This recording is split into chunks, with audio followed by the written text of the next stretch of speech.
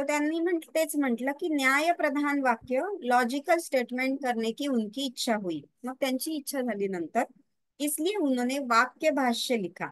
नंतर त्यांनी परत वाक्य भाष्य लिहिलं।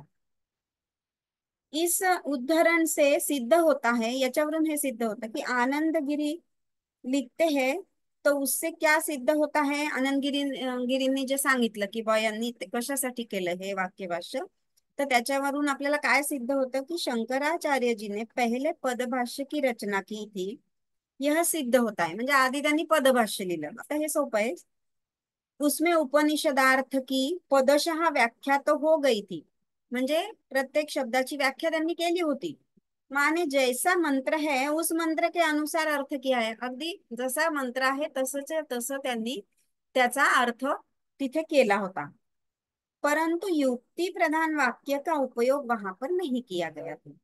युक्ति प्रधान वाक्य से उसके तात्पर्य का विवेचन नहीं हुआ था, म्हणजे मुख्य जे तात्पर्य आहे त्याचं त्याच्या युक्त्या त्यांनी नव्हत्या सांगितल्या, म्हणजे व्यवस्थित टेक्निकली त्यांनी नव्हतं सांगितलं। माने केन उपनिषद का जो तात्पर्य है की, तात्पर्य म्हणजे आता त्यांनी इथे महावाक्य घेतलंय, तात्पर्य म्हणजे आता आपण सगळे महावाक्य घेतले त्याचा शब्दशः जो अर्थ आहे तो, आणि तो दुसरा अर्थ। तर काय आहे याचं महावाक्य केनोपनिषदाचं, तत्वमसी श्वेतकेतू। श्वेतकेतू म्हणजे आपण, म्हणजे त्यांनी याच्यात जी स्टोरी सांगितली त्याच्यात ते एकाचं नाव श्वेतकेतू असतं, त्याला उद्देशून त्यांनी म्हटलंय। तर हे जे तात्पर्य वाक्य आहे, क्योंकि ये सामवेद का महावाक्य आहे, आपण कालच बघितलं हे। तत्वमसी माने वह ब्रह्म ही तुम हो, म्हणजे तोच तू आहेस। यह जो तात्पर्य है उसका विवेचन लॉजिकली भी शंकराचार्य ने केनोपनिषद में करके बताया। मग त्यांनी त्याचं लॉजिकली व्यवस्थित सगळं विवेचन करून त्यांनी सांगितलं। वाक्य भाष्य में इसलिए उन्होंने वाक्य भाष्य लिखने की आवश्यकता पड़ी। तर हे वाक्य भाष्यात त्यांनी सांगितलं आहे व्यवस्थित, जो अर्थ आहे मुख्य तो त्यांनी त्याच्यात सांगितला आहे, म्हणून ते लिहिण्याची त्यांना गरज पडली असं ते सांगतात। कोण सांगतं? आनंदगिरी।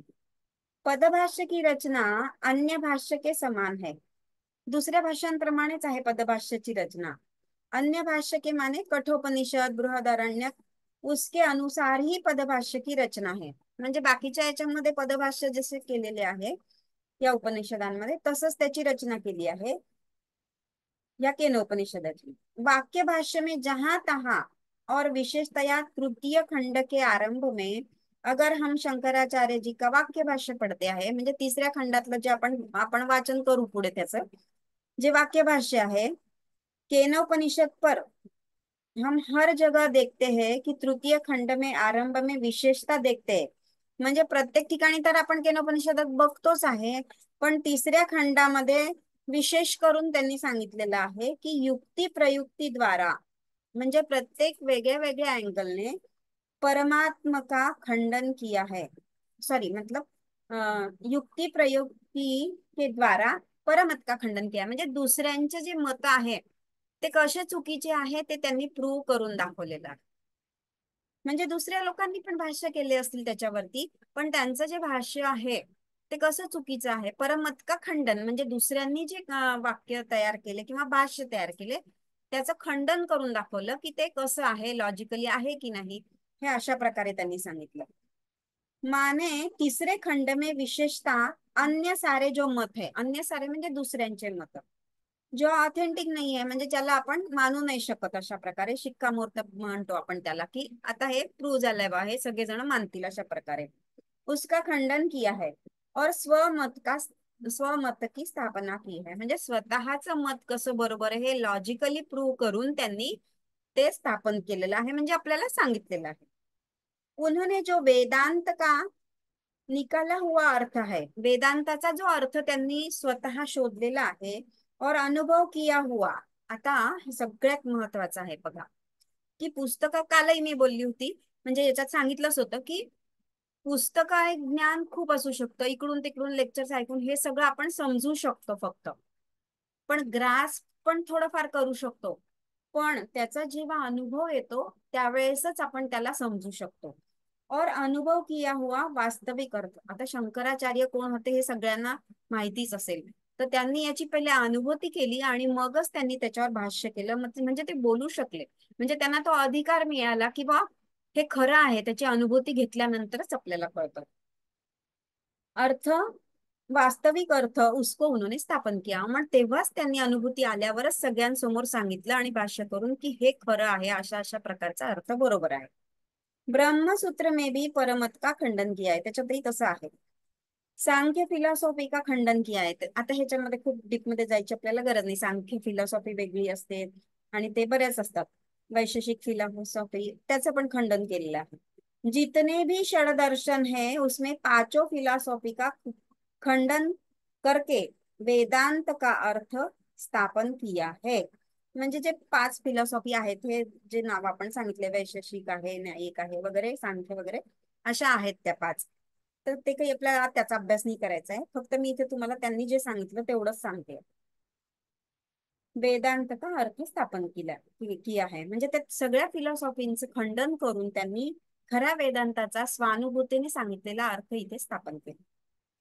वैसे यहाँ पर भी केन उपनिषद में भी किया है, केन उपनिषद में किया है. ऐसे स्थानों में भाष्यकार की यह शैली रही है की पहिले शंका निर्माण करते आहे. आता केनोपनिषदामध्ये पण त्यांनी तसं सांगितलं. तर भाष्यकार म्हणजे भगवान शंकराचार्यांबद्दल बोलतात. कधी पण भाष्यकार जर आलं हा शब्द, तर हे लक्षात ठेवायचं की शंकराचार्यांबद्दल. भाष्यकार की यह शैली रही है, त्यांची जी शैली आहे म्हणजे भाष्य करण्याची, की पहिले शंका निर्माण करते, म्हणजे स्वतःच ते शंका उपस्थित करतात. तर आपल्याला याच्यात बघायलाच मिळेल पहिले शंका आणि मग त्याचं समाधान, असं आहे. असं सगळ्याच याच्यामध्ये आहे. जितके उपनिषद तुम्ही वाचाल त्याच्यामध्ये पहिले शंका मग समाधान. त्याच्यासाठी त्यांनी सांगितलंय पूर्व पक्ष आणि उत्तर पक्ष. पूर्व पक्ष म्हणजे आपण प्रश्न विचारणार, ज्यांच्या मनात शंका येते ते. तर असे जे लोक आहेत आपल्यासारखे सामान्य लोक, ज्यांना ज्ञान घ्यायची पिपासा आहे किंवा शिष्याला पिपासा आहे आणि तो गुरूंना असे शंका विचारतोय की असं आहे तसं आहे, तर मग ते गुरु त्याच्यावर बरोबर त्याला व्यवस्थित उत्तर देतात, म्हणजेच शंकराचार्य सांगतात. पहिले शंका निर्माण करते, मानो पूर्व पक्ष उसके उत्तर में एक सूत्र सदृश वाक्य से कह देते हैं. म्हणजे सुरुवातीला ते काय करतात की एक शंका समजा निर्माण झाली, कोणी विचारली शंका, तर त्याला पूर्व पक्ष सांगितलेला आहे त्यांनी आणि उसके उत्तर में ते सांगतात की सूत्र सदृश्य, म्हणजे एक सूत्र असं आपण म्हणतो. जसं की कोणत्याही याचा गर्भित अर्थ असतो ते एका वाक्यात जे सांगतात त्याला सूत्र म्हणतात. आता हे मॅथमॅटिक्सचे वगैरे सूत्र असतात, हे सगळं ज्यांचं नॉलेज आहे त्यांना समजू शकतं की सूत्र म्हणजे काय असतं. तर सूत्र सदृश्य म्हणजे सगळ्या याचा मिनिंग एका शब्दात किंवा एका वाक्यात सांगतो. शॉर्ट वाक्य में कह देते हैं, म्हणजे छोट्याशा याच्यामध्ये.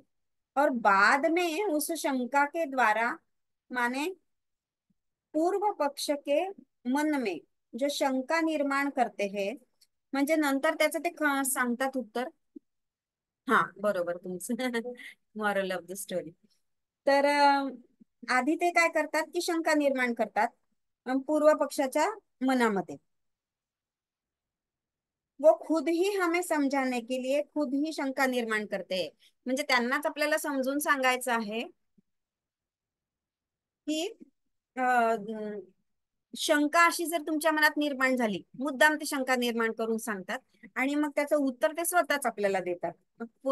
पूर्व पक्षाच्या द्वारा शंका आणि उत्तर पक्षाच्या द्वारा मग आपल्याला समाधान म्हणजे उत्तर आपल्याला देतात. शंका निर्माण करते और शंका का उत्तर एक सूत्र सदृश वाक्य कहकर जैसे मानो शॉर्ट में उसका जवाब दे देते हैं. मग ते छोट्याशा सूत्रामध्ये मॉरल ऑफ द स्टोरी यांनी आता सांगितलं त्याप्रमाणे ते सांगतात. और फिर उसका विस्तार करते हैं, आणि मग त्याचा पूर्ण विस्तार, ते एकच वाक्य सोडलं की मग त्याच्यावर काय डीप त्याचा अर्थ आहे ते पूर्ण संक्षेप मध्ये त्याचं उत्तर, आणि मग त्याचा पहिले संक्षेप मध्ये आणि मग त्याचा पूर्ण विस्तार करून ते आपल्याला सांगतात. जैसे प्रस्तुत पुस्तक में पृष्ठ 9 पर इसका उदाहरण देखना है, तो पृष्ठ 9 पर, वहां पर, आता पृष्ठ 9 याच्यामध्ये सांगितलेलं आहे त्यांनी की आपल्याला एक एक्झाम्पल त्यांनी सांगितलंय, तर तो आपण बघू शकतो. 9 पर काय सांगितलं आहे त्यांनी, वहां पर कर्म विषयक विषय जनुक्ति ही तद विरोधित्वात्, ऐसा कहकर माने शॉर्ट में उसका उत्तर दिया है।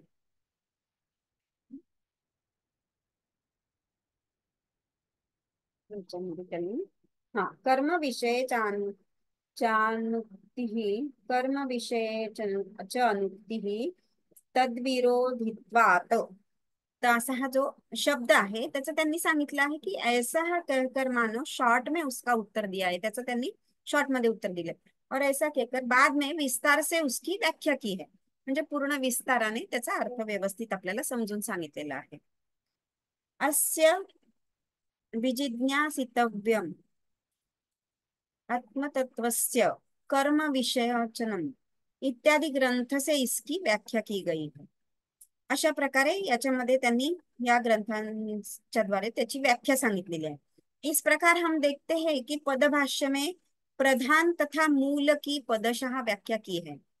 म्हणजे आपण याच्यामध्ये बघतो की पदभाष्यामध्ये प्रधान म्हणजे सुरुवातीला जो मुख्य आहे त्याची पदशः व्याख्या म्हणजे त्याची बरोबर व्याख्या सांगितली आहे। पदभाष्य और वाक्य भाष्य में फरक क्या है असं ते विचारतात। तो पदभाष्य में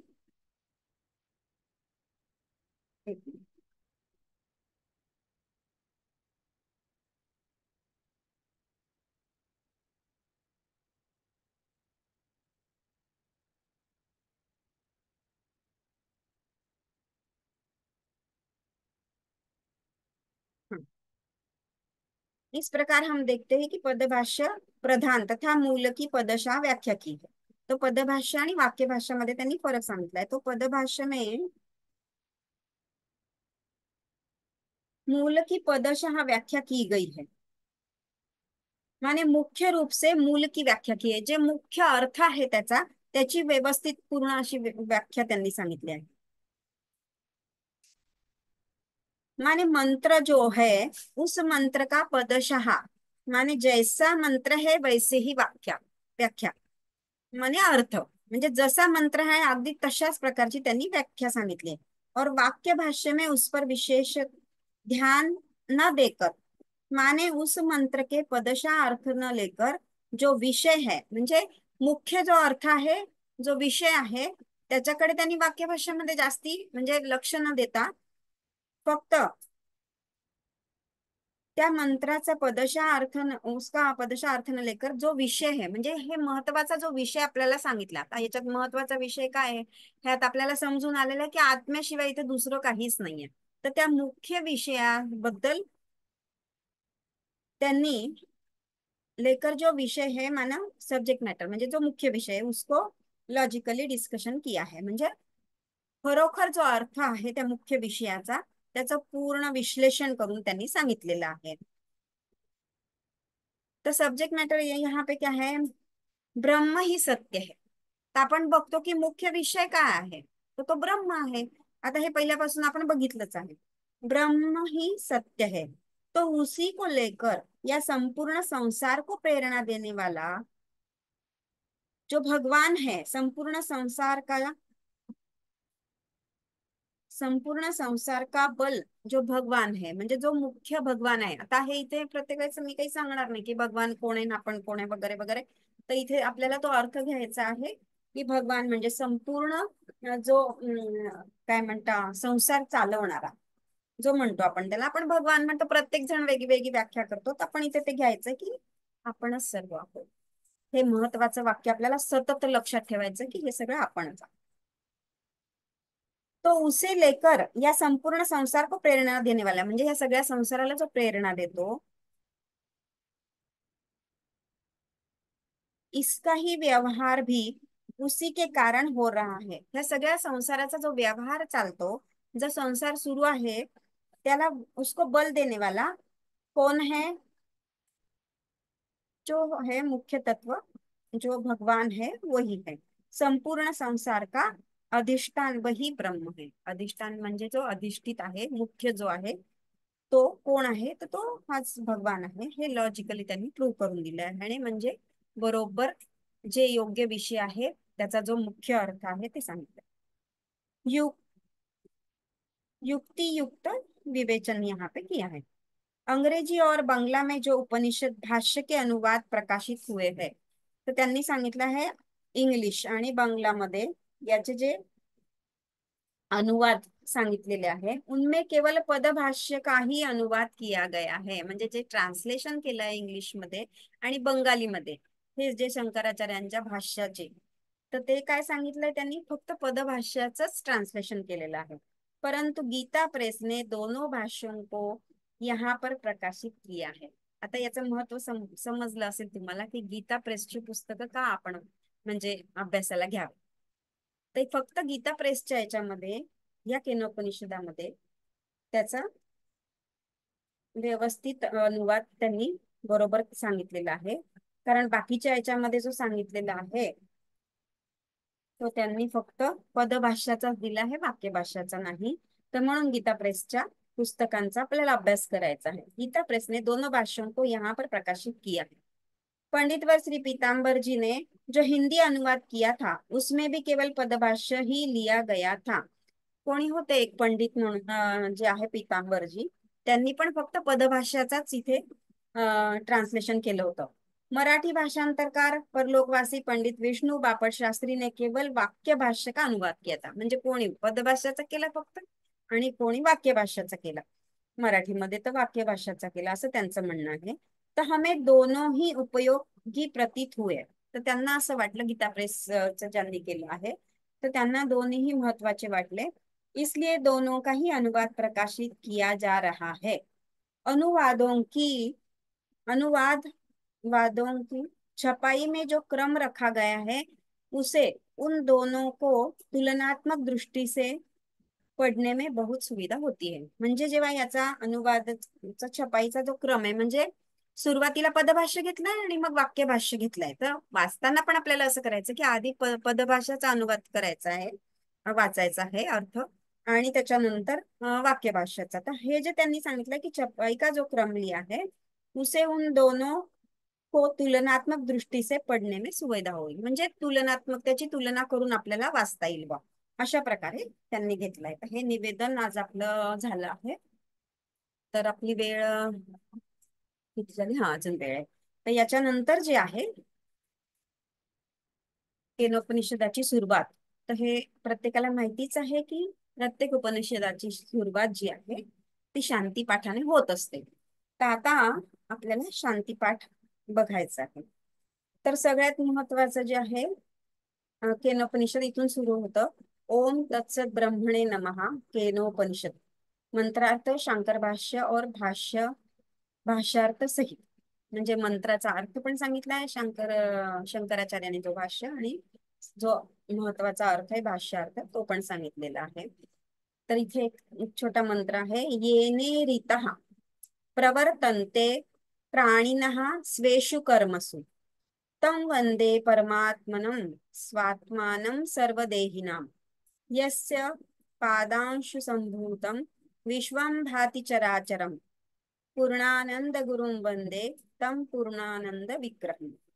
तर गुरूंना वंदन करून इथे आपल्याला याची सुरुवात करायची असते, म्हणून हा एक मंत्र आहे. तर आपल्याला आता शांतीपाठ, शांतीपाठ काय असतो तो मी मागच्याही वेळेस सांगितलं होतं की प्रत्येक हा जो असतो उपनिषद जे असतात त्या त्याचा उपोद्घात असं म्हणतात त्याला, शांतीपाठाला. म्हणजे त्याची सुरुवात, उपोद्घात म्हणजे आपण सुरुवात करतो तर शांतीपाठाने कोणत्याही उपनिषदाची. तर इथे जो घेतलेला आहे शांतीपाठ तो घेतला आहे. ओम आप्यायन्तु ममांगानि वाक् प्राणश्चक्षुश्रोत्रमथो बलमिन्द्रियाणि च सर्वाणि सर्वं ब्रह्मोपनिषदं माहं ब्रह्म निराकुर्यात् मा मा ब्रह्म निराकरोत् अनिराकरणमस्तु अनिराकरणमेस्तु तदात्मनि निरते उपनिषत्सु धर्मास्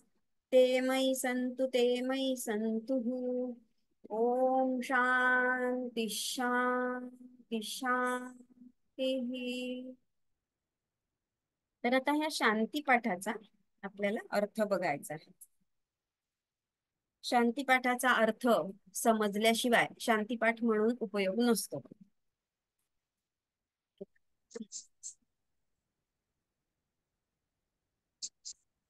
तर यांनी सांगितलं हे ओम आप्यायन्तु ममांगानी वाक् प्राणश्चक्षु मेरे अंग पुष्ट हो.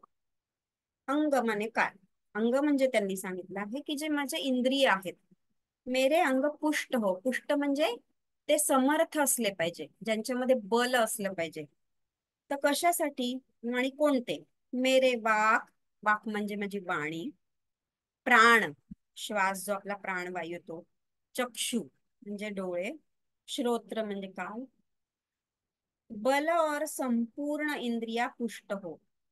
सगळ्या इंद्रिया जे पण आहेत त्या पाच कर्मेंद्रिय ज्ञानेंद्रिय आपण जे म्हणतो ते सगळे पुष्ट हो, म्हणजे जे ज्याला आपण पोषक हो, म्हणजे हे जे ज्ञान मला ग्रहण करायचं आहे या उपनिषदांचं, तर ते योग्य त्याचं अर्थाचं आकलन मला झालं पाहिजे, म्हणजे त्या आत्म्याशी मी रिलेटेड, म्हणजे त्या माझं कनेक्शन झालं पाहिजे. त्यासाठी हे सगळे माझे जे इंद्रिय आहे ते पुष्ट झाले पाहिजे आणि त्यांना बल मिळालं पाहिजे. यह सब उपनिषद ब्रह्म है. हे जे उपनिषद आहे ते सगळे ब्रह्म है. मैं ब्रह्म का निराकरण न करू, म्हणजे मी ब्रह्माचं निराकरण नाही करू शकत. निराकरण म्हणजे त्याला डिनाय नाही करू शकत ब्रह्माला. जे ब्रह्म आहे, मी स्वतःच जे ब्रह्म आहे त्याला मी डिनाय नाही करू शकत. मेरा निराकरण न करे, म्हणजे ब्रह्म जे आहे ते मला डिनाय नाही करू शकत. आता इथे एकच अर्थ होतो प्रत्येक वेळेस की आपणच ते आहोत, त्यामुळे अर्थात मैं ब्रह्म से विमुख न हो, म्हणजे त्या ब्रह्मापासून मी दूर न जाओ, विमुख न हो असं त्याचं म्हणणं आहे. और ब्रह्म मेरा परित्याग न करे, आणि ते ब्रह्म पण मला माझा त्याग न करो, असं त्यांनी प्रत्येक याचा अर्थ सांगितलाय. ओम आप्यायन्तु ममांगानी वाक् प्राणश्चक्षुश्रोत्रमथं बलमिंद्रियाणि च सर्वाणि सर्वं ब्रह्मोपनिषदम् माहं ब्रह्म निराकुर्यात् मामा ब्रह्म निराकरोत् अनिराकरणमस्तु अनिराकरणमेस्तु. इस प्रकार हमारा परस्पर अनिराकरण, म्हणजे काय सांगितलं आहे की हमारा जो संबंध आमचा आहे हो अनिराकरण न हो, अनिराकरण हो म्हणजे आम्ही एकमेकांच्या दूर न जाऊ, एकच एकच राहू बा. वननेसची जी भावना आहे ती सतत आपली दृढ राहिली पाहिजे, त्याच्यासाठी त्यांनी ते सांगितलंय. तदात्मनि निरते ये उपनिषत्सु धर्मास ते मयि संतु ते मयि संतु. उपनिषदों में जो धर्म है, माने धर्म कौन सा है, उपनिषद में काय सांगितलं आहे? धर्म म्हणजे आत्मा, आपला जो आत्मा असतो तो. आत्मज्ञान में लगे हुए मुझ में, त्या आत्म्याच्या ज्ञान ग्रहणाच्या ज्या क्रिया आहेत किंवा जे आहे अभ्यास माझा, तर त्याच्यासाठी मी सतत कार्यरत आहे. आणि ज्ञान ग्रहण करण्याची जी माझी पिपासू वृत्ती आहे त्याच्यामध्ये जे मी हे झालेलो आहे, इन्व्हॉल्व झालेलो आहे, पूर्णपणे स्वतःला झोकून दिलेलं आहे. वे मुझमे हो. आणि मग त्याच्यानंतर सांगितलेलं आहे की त्रिविध ताप की शांती आपण असं म्हणतो. ओम शांती शांती तीन वेळा, शांती हे तीन वेळा म्हणायचं. त्रिविध ताप म्हणजे आधी भौतिक, आध्यात्मिक आणि हे आध्यात्मिक, आधी भौतिक आणि आधी दैविक. हे ताप मी मागच्या वेळेस पण वर्णन केले होते की आध्यात्मिक म्हणजे आध्यात्मिक आपण जेव्हा हे ज्ञान वगैरे ग्रहण करतो तर येणाऱ्या अडचणी. आधी भौतिक म्हणजे भौगोलिक जे असतं ते म्हणजे भूकंप वगैरे वगैरे तसे म्हणजे ताप असतात ज्याच्यामुळे आपण आपल्याला डिस्टर्ब होतो, आपण आपल्याला प्रॉब्लेम येतात.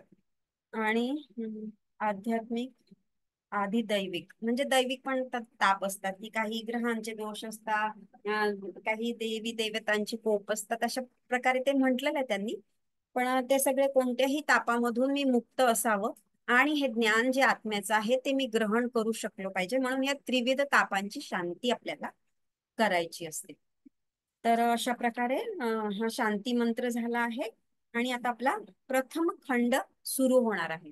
तर आपली वेळ 5 वाजेपर्यंत आहे, 4 ते 5 आपल्याला घ्यायचंय, 10 मिनिट आपण हे फक्त थोडं घेऊया. तर प्रथम खंड इथे सुरू होतो या उपनिषदाचा. संबंध भाष्य.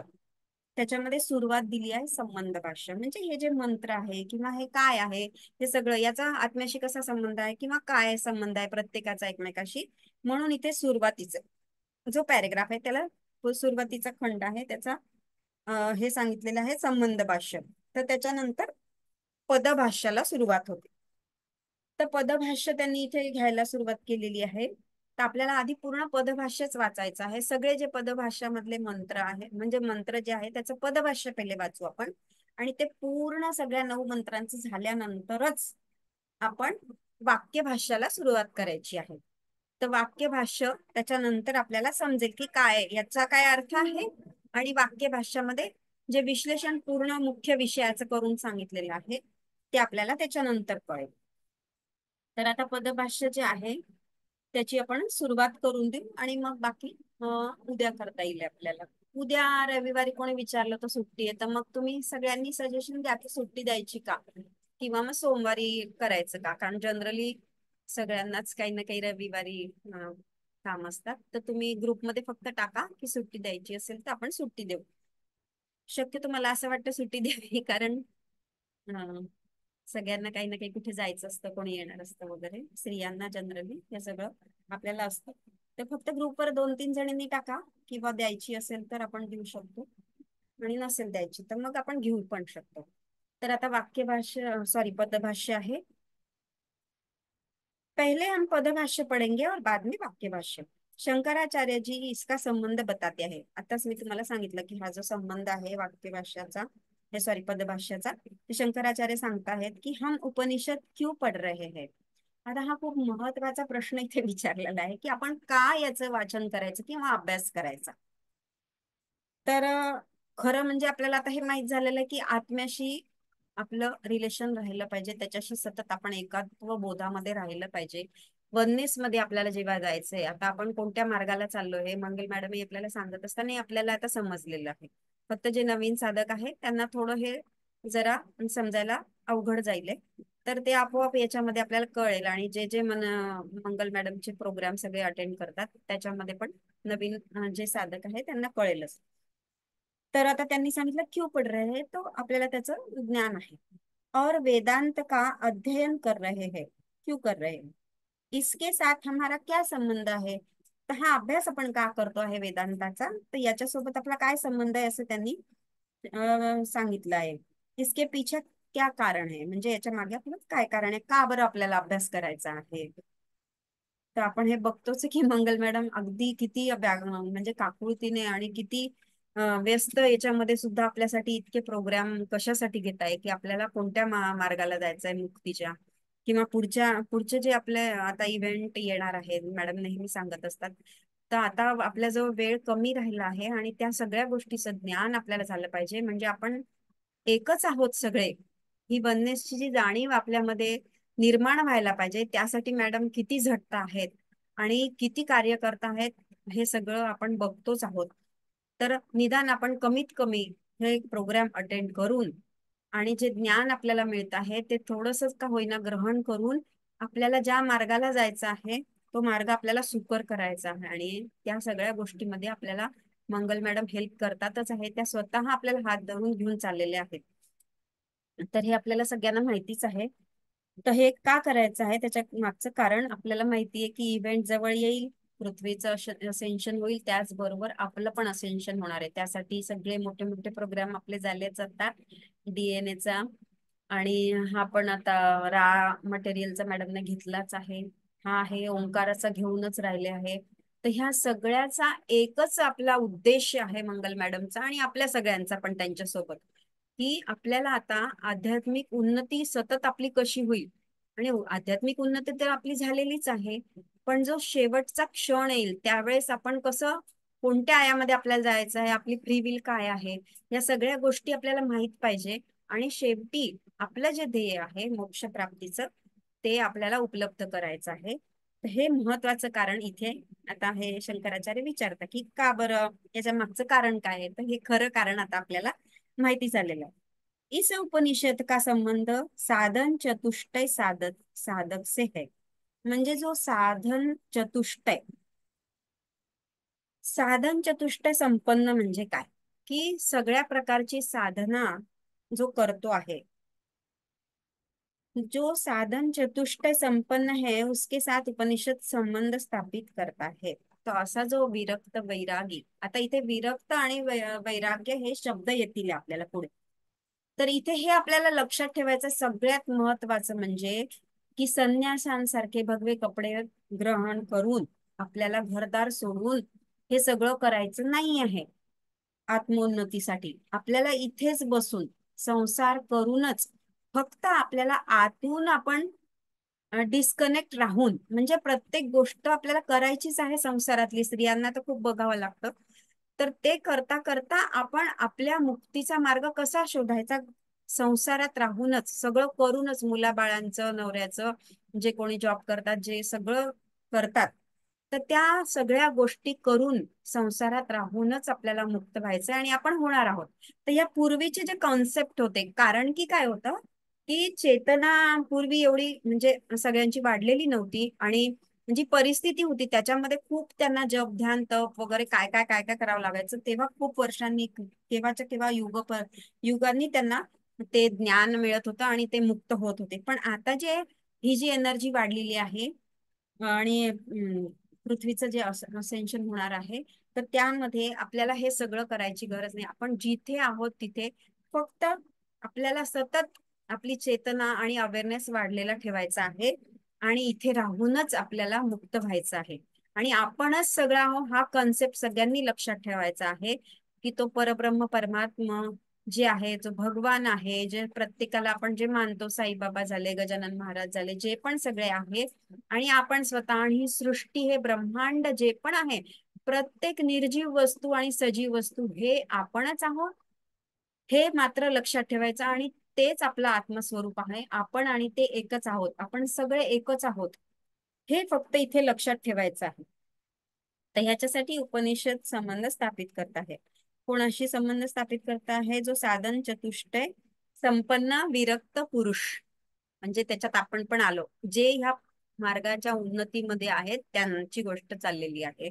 म्हणजे आपण आहोत. पूर्वीच आपण ते इथे घ्यायचं नाही, ते फक्त दिलंय तर आपल्याला त्याचं वाचन करायचं आहे आणि त्याचं रिलेशन आजच्या परिस्थितीशी आपण कसं लावू शकतो आणि याच परिस्थितीत कसं आपण असेंड होऊ शकतो, हे याची जाणीव आणि अवेअरनेस आपल्याला प्रत्येक वेळेस ठेवायचा.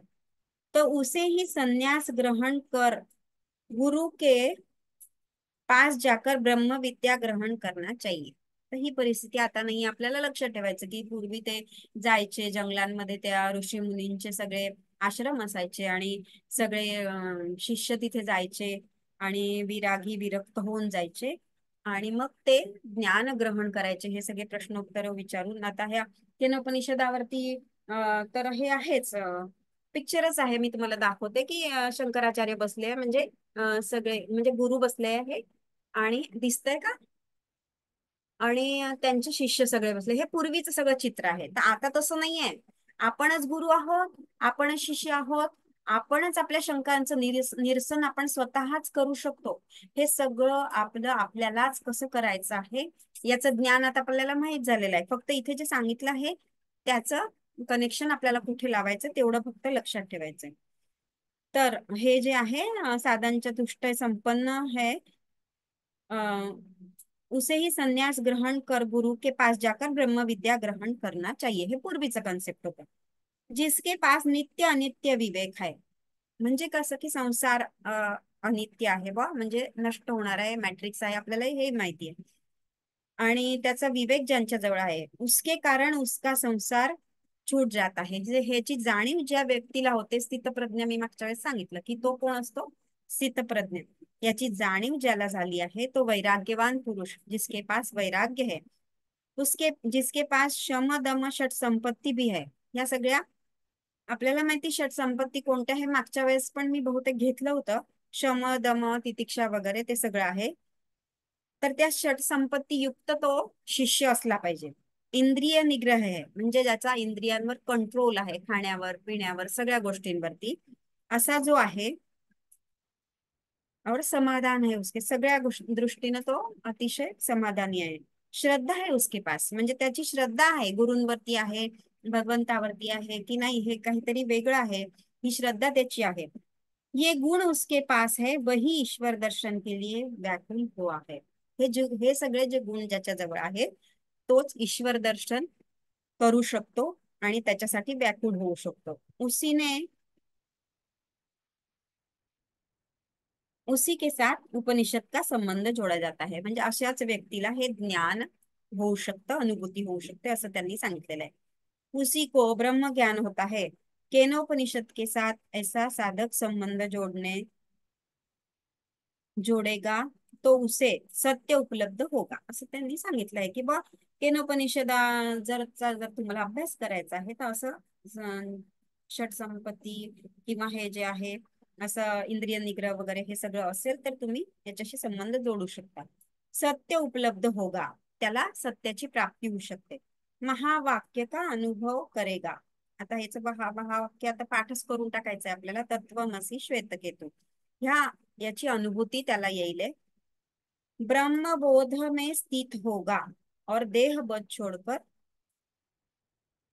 ब्रह्मबोध में स्थित होगा. म्हणजे स्वतःच्या देहाचा बोधाची जाणीव तो सोडून देईल. म्हणजे मी शरीर आहे, मी सुलक्षण आहे वगैरे अशा प्रकारचा जो बोध आहे आपल्याला तो सोडून तो ब्रह्मबोध में स्थित होगा. म्हणजे ब्रह्म जाणण्याच्या परिस्थितीमध्ये तो येईल आणि त्याचा तो अधिकारी होईल आहे. म्हणजे वननेस मध्ये येईल. शेवटी आपल्याला हे अर्थ हाच घ्यायचा. तर बाकीचं आता आपण उद्या घेऊया. आपली वेळ झालेली आहे. तर चला सगळ्यांना खूप खूप धन्यवाद. मंगल मॅडमला, माझ्या लॅपटॉपला आणि मोबाईलला आज काही प्रॉब्लेम नाही आला, व्यवस्थित सगळं झालं. त्यासाठी सगळ्या इलेक्ट्रॉनिक्सला आणि सगळे जे सोर्सेस आहे ज्याद्वारे मी हे घेऊ शकते आणि विहंगमच्या प्लॅटफॉर्मला आणि आपणा सगळ्यांना खूप खूप धन्यवाद. तर कोणाला काही शंका असेल तर विचारू शकता, नाही तर मग आपण एंड करू मीटिंग. आत्मवंदन मॅडम. हो सविता बोलते. हो हा, बोला. शंका नाही, म्हणजे असं खूप छान चाललंय, खूप छान सांगताय तुम्ही. फक्त तो शांती पाठाचा मंत्र आहे तो पाठवताल का ग्रुपवरती? हो चालेल ना, टाकते मी तो. हा चालेल. थँक्यू थँक्यू, धन्यवाद. धन्यवाद मॅडम. तर चला आता सगळ्यांना खूप धन्यवाद. उद्या उद्या मग सगळ्यांनी टाका की सुट्टी देऊया, कारण की रविवारी जनरली सगळ्यांना प्रॉब्लेम असतात असं माझं मत आहे. बाकी हा सगळ्यांचं चालेल काही मॅडम. चालेल ना? हा रविवारी चालेल, कारण काय होते आणि जर बाकीच्यांना जर हवा असेल ना रविवारी, तर फक्त हा मग उद्याच्या क्लासचं रेकॉर्डिंग टाका, कारण रविवारचं मला थोडंसं अटेंड करणं मुश्किल होणार आहे, पण माझ्यासाठी